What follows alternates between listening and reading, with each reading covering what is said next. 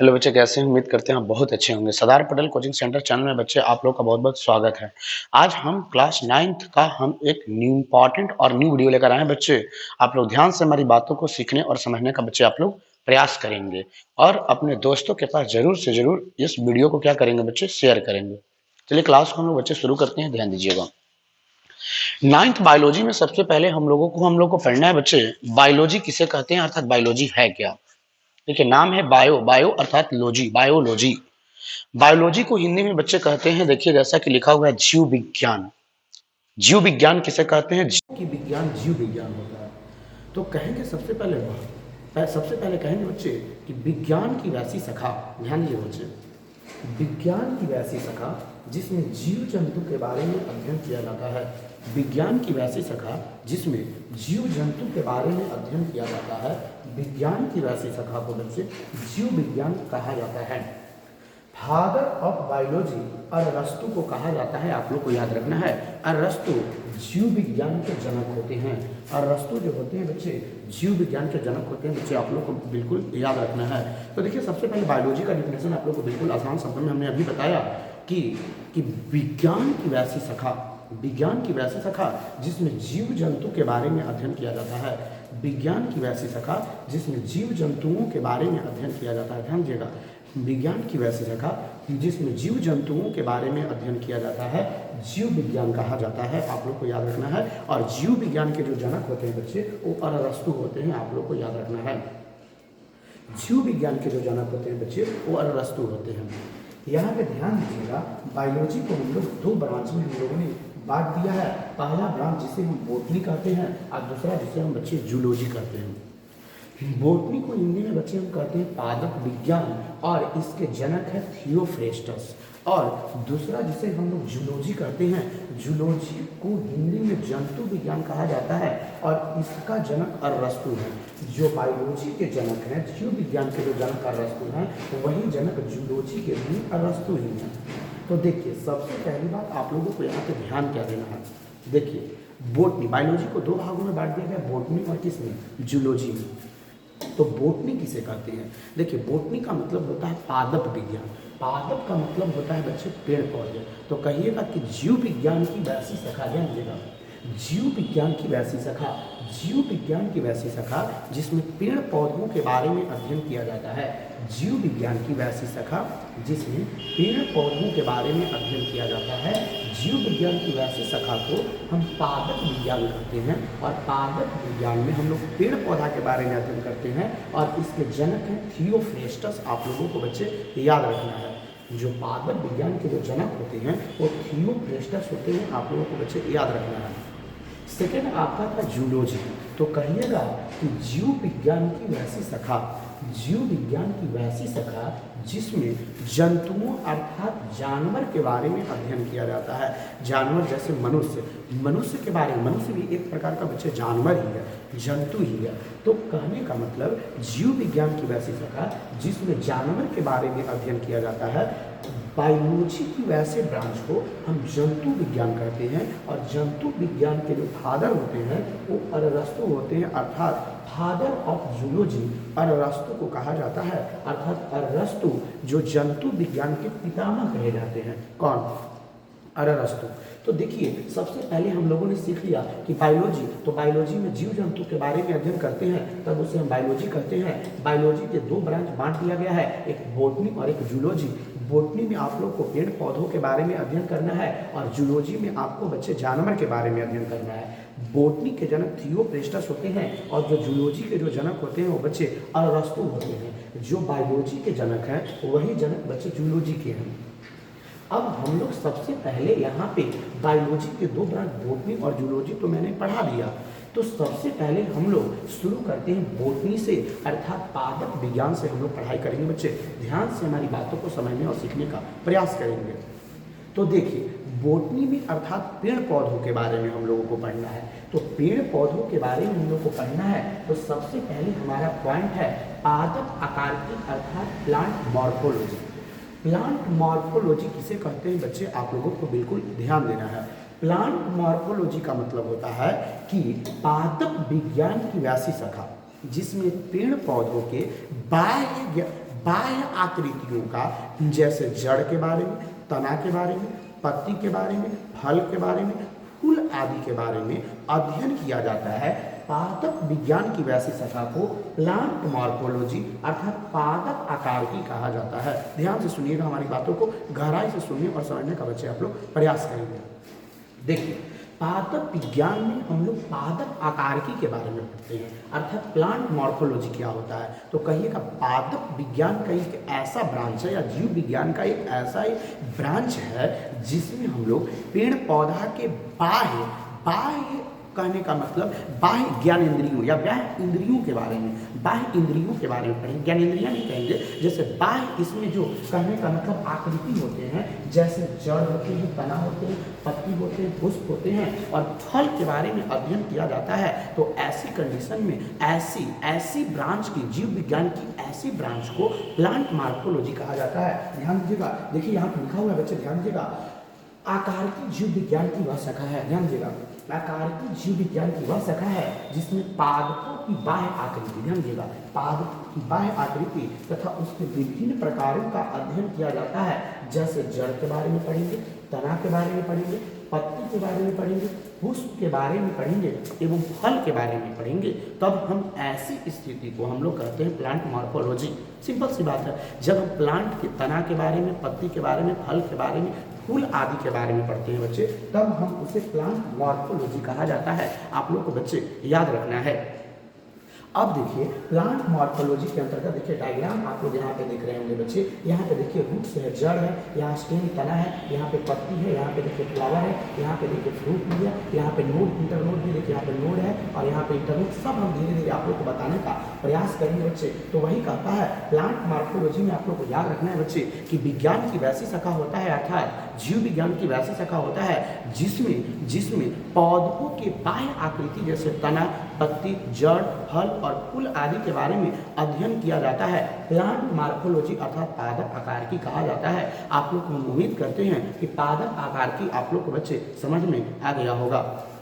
Next बच्चे अब हम लेके चलते हैं सबसे पहले जो प्लांट मॉर्फोलॉजी है। प्लांट मॉर्फोलॉजी में सबसे पहले हम लोग रूट से हम लोग पढ़ेंगे, अर्थात जड़ से हम लोग पढ़ाई को शुरू करेंगे बच्चे। सारे बच्चे ध्यान दीजिएगा। तो देखिए, हमने पॉइंट लाया है रूट अर्थात जड़।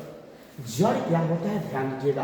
कहता है कि पौधे का वह भाग जो जमीन के अंदर रहता है रूट कहलाता है। देखिए, पौधे का एक ऐसा भाग होता है जो जमीन के अंदर होता है। देखिए, जमीन के अंदर होता है बच्चे, रूट कहलाता है। देखिए, वही चीज मैंने लिख दिया है कि पौधे का वह भाग जो जमीन के अंदर रहता है रूट कहलाता है। ध्यान देना है, पौधे का वह भाग जो जमीन के अंदर रहता है। तो जो जमीन के अंदर रहेगा बच्चे, तो वह क्या कहलाता है, जड़ कहलाता है। अब हम देखिए रूट के बाद हम बात करते हैं सूट की।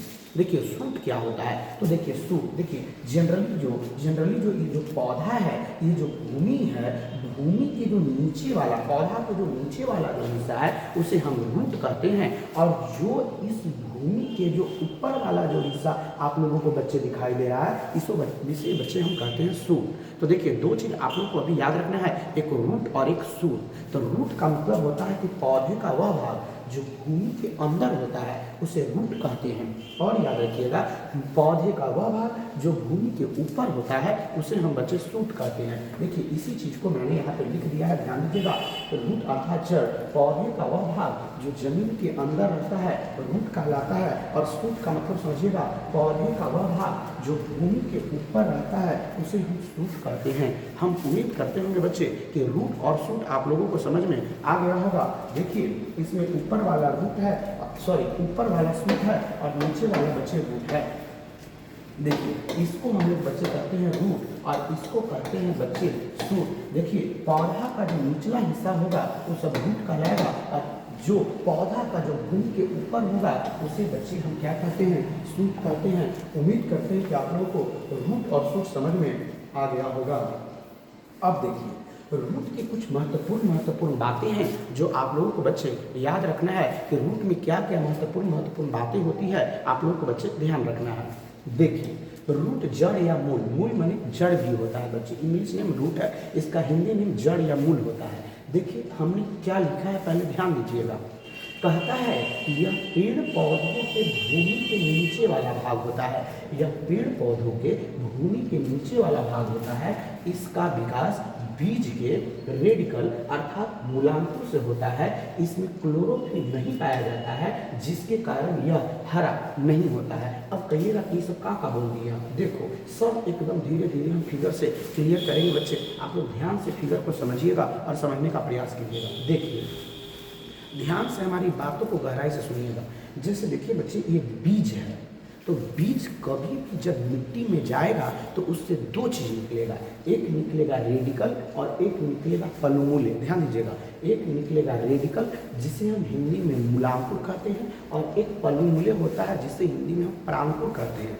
एक होता है मूलांकुर और एक होता है प्रांकुर। जो जड़ का विकास होता है वो बीज के मूलांकुर से होता है अर्थात रेडिकल से होता है, लेकिन जो शूट का विकास होता है वह बीज के पलमूले अर्थात प्रांकुर से होता है। आप लोगों को ध्यान देना है। कभी भी जैसे आम है, आम खा के जो आम के जो बीज है खा के आप लोग फेंक देते हैं, तो यही बीज होता है। और इसी बीज से दो चीज निकलता है, एक पलमूले निकलता है और एक रेडिकल निकलता है। ये जो रेडिकल है, रेडिकल से जड़ बन जाता है, और ये जो पलमूले है ऊपर की ओर चला जाता है, सूट बना देता है। ये सूट बना देता है और ये बच्चे रूट बना देता है। दूसरी बात देखिए, रूट और सूट में क्या डिफरेंस है। देखिए ये जो रूट है, रूट का रंग देखिए हरा नहीं है, लेकिन देखिए सूट का रंग जो पलमूले जो बनता है, पलमूले से जो सूट बनता है इसका रंग हरा है। इसका कारण क्या है बच्चे? क्लोरोफिल।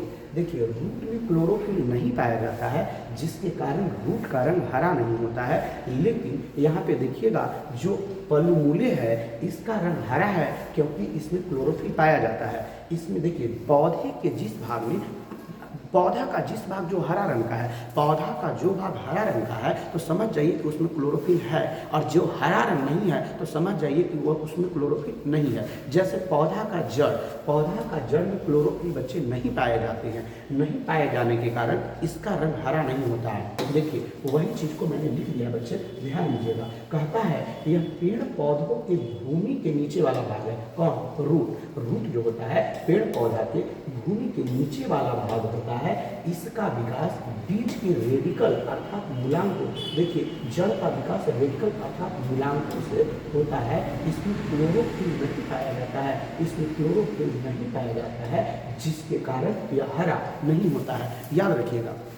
देखिए मूलांकुर का विकास, जो कहने का मतलब जड़ का जो विकास होता है वो मूलांकुर से होता है, याद रखना, अर्थात रेडिकल से होता है। जो जड़ का विकास होता है वो रेडिकल से होता है, और रेडिकल का रंग हरा नहीं होता है, इसलिए क्योंकि इसमें क्लोरोफिल नहीं पाया जाता है। बच्चे आप लोग को याद रखना है। तो देखिए वही चीज़ मैंने इसको लिख दिया। बार बार वीडियो को देखिएगा तो आप लोग को चीज़ों समझ में आना शुरू हो जाएगा। अब देखिए अगला पॉइंट क्या कहता है बच्चे, ध्यान दीजिएगा।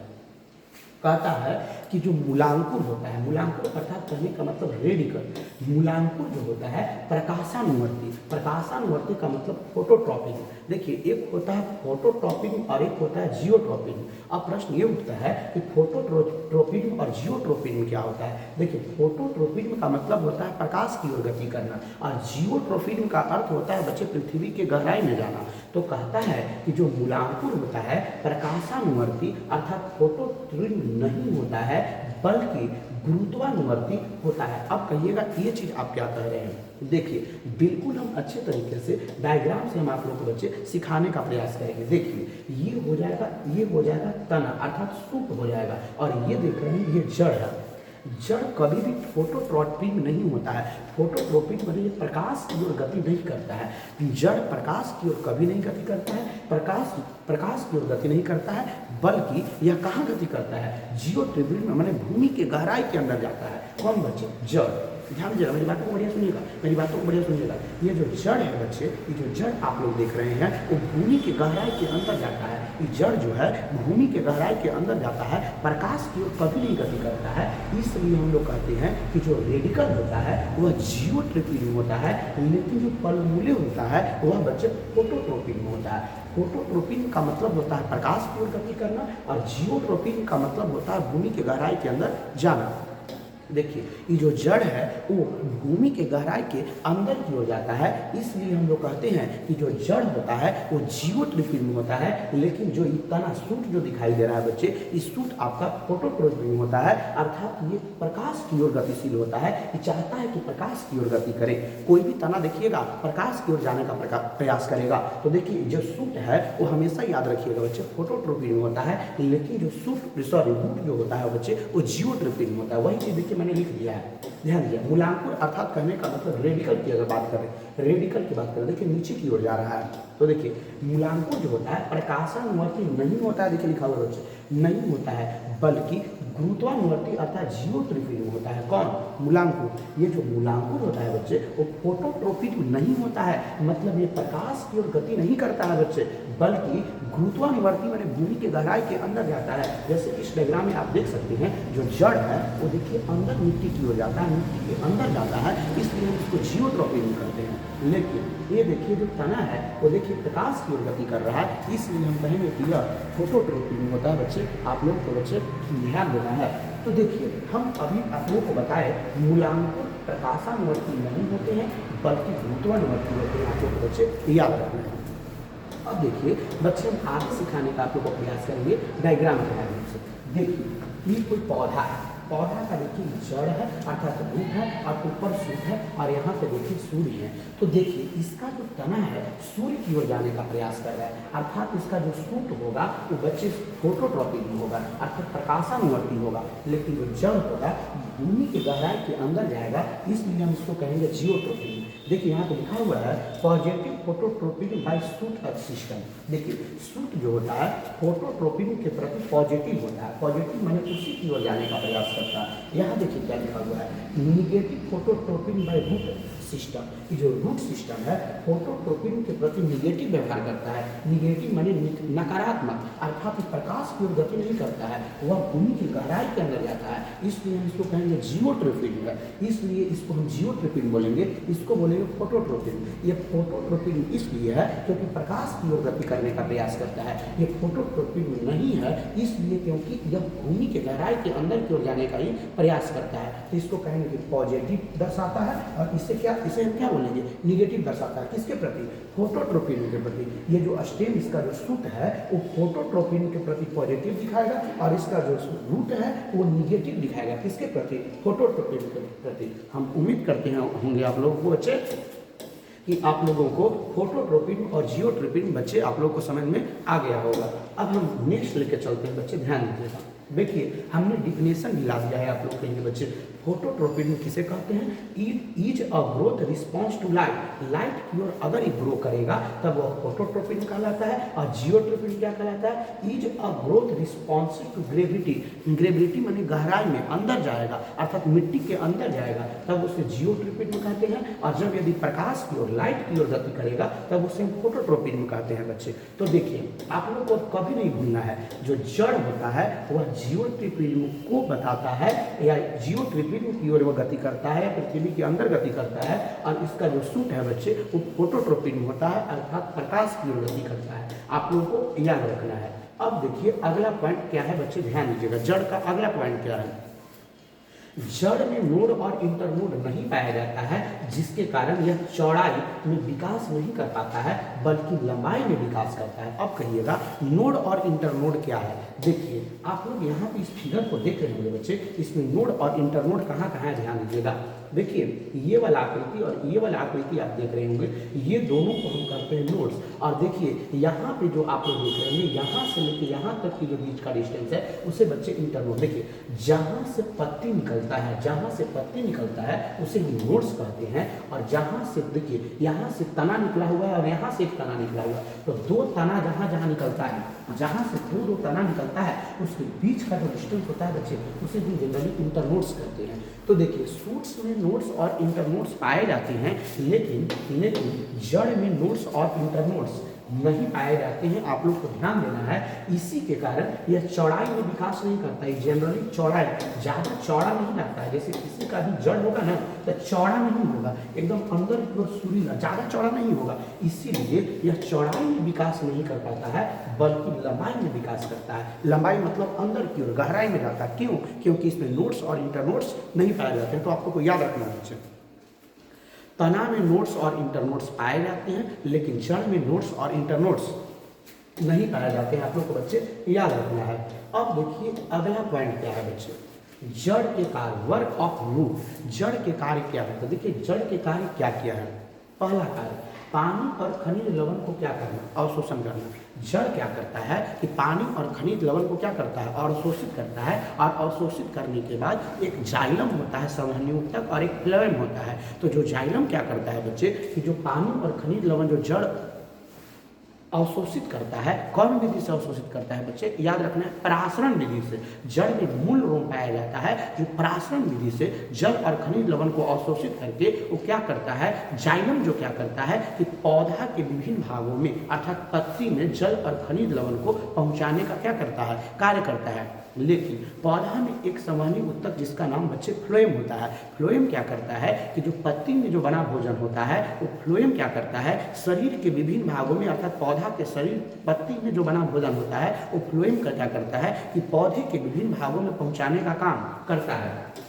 तो देखिए जड़ के कार्य में पहला कार्य याद रखना है कि पानी और खनिज लवण का अवशोषण करना है। जो भी पानी और जो खनिज लवण होता है बच्चे वो अवशोषित करने का काम करता है। कौन बच्चे? जड़। और इसी को अवशोषण करने के बाद जाइलम क्या करता है कि इस पानी और खनिज लवण को पत्ती तक पहुंचाता है। और पत्ती क्या करता है कि प्रकाश संश्लेषण की क्रिया द्वारा भोजन का संश्लेषण करता है। और वो जो भोजन का जब संश्लेषण कर देता है तो वही भोजन को फ्लोएम क्या करता है कि पौधा के विभिन्न भागों में क्या कर देता है, संचित कर देता है, अर्थात उसको संवहनी कर देता है। इसीलिए जाइलम और फ्लोएम को संवहनी ऊतक कहा जाता है। संवहनी ऊतक इसलिए क्योंकि वो संवहन का काम करता है, ढोने का काम करता है। तो देखिए दूसरा कार्य क्या है कि पौधा को यांत्रिक सहायता प्रदान करना। जो जड़ होता है पौधा को यांत्रिक सहायता। अब कहिएगा यांत्रिक सहायता का मतलब क्या होता है? देखिए यांत्रिक सहायता का मतलब होता है बच्चे कि जब मान लीजिए कि आंधी तूफान आता है तो पेड़ पौधा नहीं गिरता है। क्यों? क्योंकि जड़ उसको बचाने का कार्य करता है। देखिए यांत्रिक सहायता का मतलब होता है पौधा को नहीं गिरने देना। जो जड़ होता है, देखिए जिस पौधा का जड़ जितना अंदर गहराई तक जाएगा वो पौधा नहीं गिरेगा, कितना भी आंधी तूफान आएगा तो नहीं गिरेगा। तो देखिए पहला तो आपने देख लिया पानी और खनिज लवण को अवशोषण करना। दूसरा क्या कार्य है कि पौधा को यांत्रिक सहायता प्रदान करना। यांत्रिक सहायता प्रदान करने का मतलब है कि गिरने नहीं देना। सीधा सा बात याद रखिएगा, पौधा को गिरने नहीं देता है। और तीसरा देखिए क्या होता है, रूट के क्या कार्य हैं, भोजन को संग्रह करना। अब कहिएगा कि जड़ में भी भोजन होता है। बिल्कुल बच्चे, कुछ कुछ फल ऐसे भी होते हैं जो जड़ के रूप में अपना भोजन को क्या करते हैं, संचित करते हैं। भोजन को संग्रह करना जैसे मूली, गाजर, चुकंदर और सलजम। यहाँ पे देखिए बच्चे, यहाँ पे कुछ इमेज है, आप लोगों को ध्यान से चीज़ों को समझने का बच्चे प्रयास करना है। देखिए एक बीट रूट है, यहाँ पे रेडिश मूली है, गाजर है, सलजम वगैरह है। कहने का मतलब ये है बच्चे, अर्थात कहने का सलजम है, देखिए बच्चे अर्थात कहने का मतलब ये है कि भोजन को भी संग्रह करने में क्या करता है, मदद करता है। जैसे मूली, गाजर, चुकंदर और कौची सलजम। देखिए ये पौधा का जड़ है, ध्यान देंगे सारे बच्चे। आप लोग बच्चे ध्यान से हमारी बातों को सीखने और समझने का प्रयास करना है बच्चे। जैसा कि आप लोग यहाँ पे देख रहे होंगे, यहाँ पे बच्चे आप लोग देख रहे होंगे, ध्यान से हमारी बातों को सीखिएगा बच्चे। यहाँ पे जैसा कि आप लोग बच्चे देख रहे होंगे, यहाँ पे जो पौधा है, ध्यान दीजिएगा, यहाँ पे जो बच्चे पौधा है, ध्यान देना बच्चे। देखिए यहाँ पे जो पौधा है और पौधा की जो जड़ है, ये जड़ क्या करता है कि इसको यांत्रिक सहायता देता है। यांत्रिक सहायता का मतलब कितना भी आंधी तूफान आएगा तो इसको गिरने से क्या करेगा, बचाएगा। तो देखिए तीन कार्य हमने लिखा। पहला कार्य पानी और खनिज लवण का अवशोषण करना। अच्छा इस डायग्राम को बच्चे आप लोग देखिएगा, इस डायग्राम को सारे बच्चे देखिएगा। देखिए यहाँ पे आप लोग देख रहे होंगे, इस डायग्राम में आप लोग बच्चे देख रहे होंगे, सारे बच्चे ध्यान दीजिएगा। इस डायग्राम में आप लोग देख रहे होंगे, यहाँ पे देखिए पेड़ है और यहाँ पे जड़ है। तो जड़ क्या करता है कि देखिए पानी और मिनरल्स को क्या करता है कि अवशोषण करने का काम करता है। तो देखिए जड़ के यहाँ पे तीन कार्य हो गए बच्चे। पहला हो गया पानी और खनिज लवण का अवशोषण करना, दूसरा, पौधा को यांत्रिक सहायता प्रदान करना। यांत्रिक सहायता का मतलब गिनने नहीं देता है। भोजन को संग्रहित करना, जैसे मूली, गाजर, चुकंदर, सलजम। अब तुमसे कोई पूछेगा कि मूली, गाजर, चुकंदर और सलजम में क्या है, तो कहिएगा एक प्रकार का जड़ है। लेकिन आपको पूछेगा आलू, आलू क्या है, तो आलू को कहिएगा तना है। अदरक को भी कोई पूछेगा तो कहिएगा तना है। आलू हो गया, अदरक हो गया, ओल हो गया, इस सब बच्चे तना के उदाहरण है। प्याज, प्याज बताइए जड़ है कि तना, तो प्याज एक प्रकार का तना है, आप लोग याद रखिएगा। प्याज एक प्रकार का तना होता है बच्चे, प्याज जड़ नहीं होता है। प्याज क्या होता है बच्चे, तना होता है। तो देखिए, सबसे पहली बात आप लोग को याद रखना है, जड़ के कार्य मैंने 3 कार्य बताया। एकदम बच्चे बढ़िया से सीखने और समझने का प्रयास कीजिएगा। अब ये बच्चे देखिए यहाँ पे कुछ पॉइंट है, मूल रोग। अब रूट हेयर किसे कहते हैं बच्चे, आप लोगों को ध्यान देना है। तो देखिए, सबसे पहले मूल रोग से आप क्या समझते हैं, रूट हेयर से आप क्या समझते हैं। तो देखिए, जड़ में क्या होता है बच्चे, पतला पतला रेशा होता है। जैसे आप लोग मूली कबाड़ते होंगे, तो मूली कबाड़ते होंगे तो चर चर करके कबाड़ता होगा, तो वो जो पतला पतला रेशा होता है, उसी पतला पतला रेशा को बच्चे हम कहते हैं मूल रोग अर्थात रूट हेयर कहते हैं। देखिए, हमने कुछ पॉइंट को लिखा है बच्चे, सारे बच्चे ध्यान से सीखने और समझने का प्रयास करेंगे बच्चे। वन मिनट बच्चे, थोड़ा सा इसमें ध्यान देना है, देखिए ध्यान से। तो देखिए, इसमें रूट हेयर किसे कहते हैं बच्चे, आप लोग को ध्यान देना है। तो देखिए, मैंने लिखा है कि यह जड़ से निकलने वाला पतला रेशा होता है। यह जल एवं खनिज लवण का अवशोषण परासरण द्वारा, ऑस्मोसिस मेथड द्वारा करता है। कौन बच्चे, मूल रोग। थोड़ा सा ध्यान दीजिएगा, मूल रोग कहता है कि यह जड़ से निकलने वाला पतला पतला क्या होता है, रेशा होता है। जैसे मूली में भी देखे होंगे बच्चे, गाजर में भी देखे होंगे बच्चे, पतला पतला रेशा होता है। वही पतला पतला रेशा से क्या होता है कि जल और खनिज लवण अवशोषण होता है। कौन विधि से, परासरण विधि से। देखिए, एक होता है परासरण और एक होता है विसरण। अब कहेंगे परासरण किसे कहते हैं और विसरण किसे कहते हैं। देखिए, पत्ती में जो एस्टोमेटा होते हैं, अर्थात कहने का मतलब जो रंग होते हैं, ध्यान दीजिएगा, पत्ती में जो रंग होते हैं, उस रंग से ऑक्सीजन और कार्बन डाइऑक्साइड का जो विनिमय होता है, उस विसरण विधि से होता है। लेकिन जड़ से जो पानी और खनिज लवण का जो अवशोषण होता है, उस विधि को हम लोग बच्चे कहते हैं परासरण विधि। तो देखिए, गैसों का आदान प्रदान करना विसरण विधि, लेकिन पानी और खनिज लवण का अवशोषण करना कौन विधि बच्चे, कौन विधि बच्चे, परासरण विधि। याद रखिएगा, परासरण और विसरण। देखिए, कभी भी अगर एग्जाम में क्वेश्चन पूछेगा कि पत्ती से जो ऑक्सीजन और कार्बन डाइऑक्साइड का जो आदान प्रदान होता है, पत्ती से जो रंग द्वारा जो गैसों का जो आदान प्रदान होता है, वो किसके द्वारा होता है, तो आप कहिएगा विसरण विधि द्वारा होता है। लेकिन अगर कहा जाएगा कि जड़ से पानी और खनिज लवण का खींचना कौन विधि, तब उस कंडीशन में कहिएगा परासरण विधि बच्चे, याद रखना है। तो सबसे पहली बात आप लोग को यहाँ पे ध्यान देना है बच्चे कि यह जड़ से निकलने वाला पतला रेशा होता है। यह जल एवं खनिज लवण का अवशोषण परासरण विधि द्वारा करता है। देखिए, बहुत इंपॉर्टेंट पॉइंट मैंने लिखा है कि यदि किसी पौधा का रूट हेयर टूट जाएगा, अगर मान लीजिए कि पौधा को यदि मान लीजिए कि एक जगह से दूसरी जगह उखाड़ करके उसको दूसरा जगह लगाना है, तो आपको ध्यान रखना होगा रूट हेयर नहीं टूटना चाहिए। अगर उसका मूल रोग टूट जाएगा तो ऐसी कंडीशन में वो पौधा नहीं उगेगा। तो आपको प्रयास करना है कि पूरा अगल बगल के पूरा मिट्टी को पूरा ले करके ही इन्हें कि ऐसे खींच दीजिएगा ना, ऐसे खींच दीजिएगा तो चचरा के टूट जाएगा, चचरा के टूट जाएगा। इसलिए ध्यान रखिएगा, उसमें मूल रोग बचा रहना चाहिए, मूल रोग बचा रहना चाहिए। इसलिए अगल बगल से पूरा मिट्टी को उठा करके एक जगह से एकदम दूसरे जगह बढ़िया से ध्यान ये रखना है, मूल रोग नहीं टूटना चाहिए। देखिए, कहता है कि यदि किसी पौधा का रूट हेयर टूट जाएगा तो जल और खनिज लवण का अवशोषण नहीं होगा और पौधा बच्चे क्या हो जाएगा, सूख जाएगा। तो कभी भी पौधा को एक जगह से दूसरे जगह ले जाइएगा तो ध्यान यही रखिएगा कि रूट हेयर नहीं टूटे। अगर रूट हेयर टूट जाएगा तो ऐसी कंडीशन में क्या होगा बच्चे, ऐसी कंडीशन में पौधा से आपका या जड़ से पानी और खनिज लवण का अवशोषण नहीं होगा, जिसके कारण आपका पौधा सूख जाएगा बच्चे। अब देखिए, अगला पॉइंट जैसा कि आपको देख रहे हैं बच्चे, लिखा हुआ है रूट कैप। रूट कैप क्या होता है, जैसे देखिए कि जड़ है, जड़ के सबसे जो निचला हिस्सा है जिसे हम रूट कैप कहते हैं, यह बहुत कठोर होता है। यह बहुत क्या होता है, कठोर होता है। यही जड़ को पृथ्वी के गहराई की ओर ले जाने का प्रयास करता है। कौन बच्चे, रूट कैप। देखिए, कहता है जड़ के सबसे नीचे रूट कैप होता है जो मिट्टी के खोदने का कार्य करता है। जो रूट कैप होता है बहुत कठोर होता है और इसी की मदद से जो जड़ होता है पूरा पृथ्वी के गहराई में अंदर जाने का प्रयास करता है। किसके मदद से बच्चे, रूट कैप की मदद से। हम उम्मीद करते हुए बच्चे कि रूट हेयर और रूट कैप आप लोग को समझ में आया होगा बच्चे। अब देखिए, जड़ों के विशिष्ट लक्षण। जड़ों के क्या क्या विशिष्ट लक्षण होते हैं बच्चे, आप लोगों को थोड़ा सा देखने और समझने का बच्चे प्रयास करना है कि जड़ों के क्या क्या विशिष्ट लक्षण होते हैं। देखिए सबसे पहले जड़ों के विशिष्ट लक्षण में बच्चे पहला विशिष्ट लक्षण क्या होता है, जड़ें प्रकाश से दूर अर्थात निगेटिव फोटोट्रॉपिक तथा भूमि की आकर्षण शक्ति की ओर अर्थात पॉजिटिवली जियोट्रॉपिक जाती है। आप लोग को मैंने पहले भी बताया था कि जो जड़ होता है वो निगेटिव फोटोट्रोपिज्म को दिखाता है, लेकिन पॉजिटिव जियोट्रोपिज्म को क्या करता है, दिखाता है। देखिए जियोट्रोपिज्म पॉजिटिव दिखाएगा, लेकिन फोटोट्रोपिज्म क्या दिखाएगा, निगेटिव।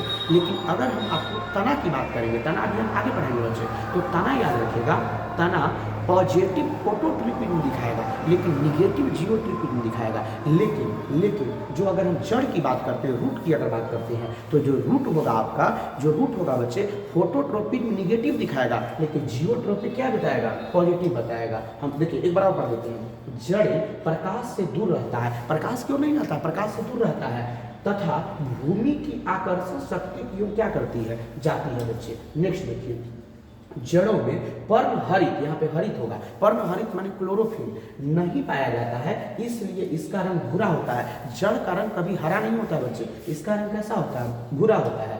जड़ों के शीर्ष पर एक टोपी नीमा संरचना मूल को अर्थात रूट कैप पाई जाती है। ये किसकी बात कर रहा है बच्चे, देखिए जड़ों के जो सबसे नीचे होता है वो रूट कैप होता है बच्चे, आप लोग को याद रखना है।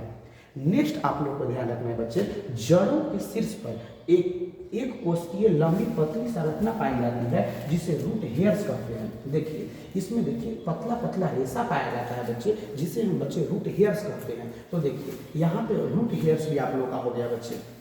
जड़ों पर नोड्स और इंटरनोड्स नहीं पाया जाता है, मैंने बताया था